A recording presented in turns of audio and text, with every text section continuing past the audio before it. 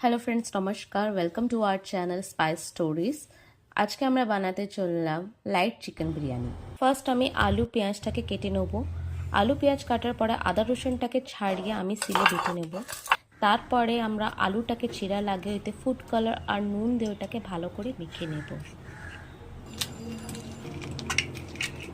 তারপর আমরা আধা হাঁড়ি জল নেব, তার মধ্যে আমরা লেবুর রস, নুন, রিফাইন্ড অয়েল আর গোটা গরম মশলা দেব। জলটা ফুটে গেলেই আমরা চালটা তুলে দেব।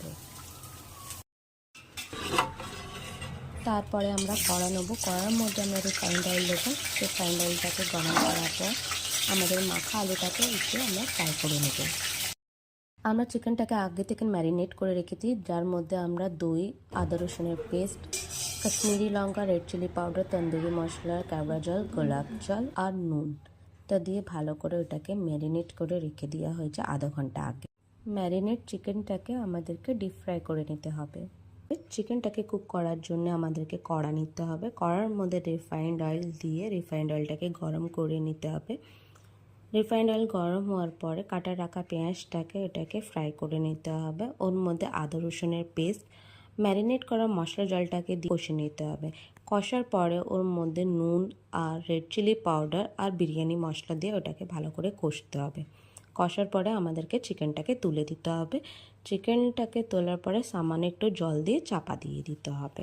এরপরে আমাদেরকে দুধ, কেশর আর ফুড কালার একটা বাটিতে মিক্স করে রাখতে হবে। আর একটা বাটিতে আমাদেরকে দুধ, বিরিয়ানি মশলা, কেওড়া জল আর গোলাপ জল আতর দিয়ে মিক্স করে রাখতে হবে, যেতে কি ফ্লেভারটা ভালো করে আসবে।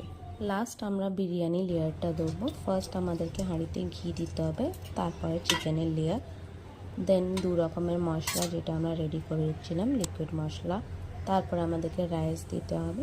এই প্রসেসটা আমাদেরকে 2বার রিপিট করতে হবে। রিপিট করার পরে লাস্টে আমাদেরকে ঘিটা দিতে হবে 1 লেয়ারে, লাস্ট লেয়ারে দেওয়ার পরে ফয়েল পেপারে আমরা চাপা দিয়ে ওইটাকে লো ফ্লেমে আধা ঘন্টার জন্য রেখে দেবো।